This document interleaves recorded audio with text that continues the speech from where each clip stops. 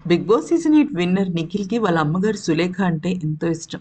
అసలు వాళ్ళ అమ్మ లేని జీవితాన్ని గాని, ప్రపంచాన్ని కానీ ఊహించుకోలేనని, బిగ్ బాస్ హౌస్ నుంచి బయటకొచ్చిన తర్వాత నేను ఏం చేసినా అది మా అమ్మ కోసమేనని, మా అమ్మ ఎన్నో త్యాగాలు చేసిందని, ముఖ్యంగా తనకి ఫారెన్ అవకాశం వచ్చినప్పటికి కూడా తను వదిలేసిందని చెప్పడంతో ఇంక అందరూ కూడా హ్యాపీ ఫీల్ అయ్యారు. ఆ సమయంలో శ్రీముఖి నిఖిల్ వాళ్ళ అమ్మని ఒక ప్రశ్న అడిగింది. "మేడం మీ అబ్బాయి పెళ్ళెప్పుడు" అని. అయితే పెళ్లి అనేది నేను 1 ½ ఇయర్‌లోనే చేసేస్తాను. అయితే నిజానికి 2 ఇయర్స్ అనుకున్నాను కానీ, ఈలోపే నిఖిల్ పెళ్లి ఖచ్చితంగా జరుగుతుంది అంటూ చెప్పడం జరిగింది.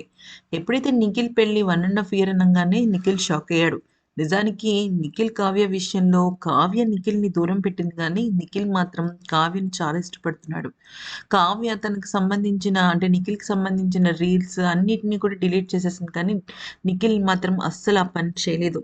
అయితే మరి ఇప్పుడు వాళ్ళ మదర్ నిఖిల్, కావ్యని కలపడం కోసం ఒకవేళ నిఖిల్‌కి పెళ్ళైపోతుందని తెలిస్తే మేబీ ఆ బాధను భరించలేక మేబీ తను కలిసే అవకాశం ఉంటుందేమో అని అలా చెప్పారా? లేకపోతే నిజంగానే కావ్య విషయంలో తను నిర్ణయం తీసుకున్నారా? వేరే అమ్మాయితో పెళ్లి చేస్తారా? అన్న విషయం పైన క్లారిటీ లేదు కానీ, మొత్తానికైతే మాత్రం ఒక సంవత్సరంన్నర లోపే మనం నిఖిల్‌ని పెళ్ళికొడుకుగా చూడగలం అన్న విషయం మాత్రం క్లారిటీ వచ్చింది.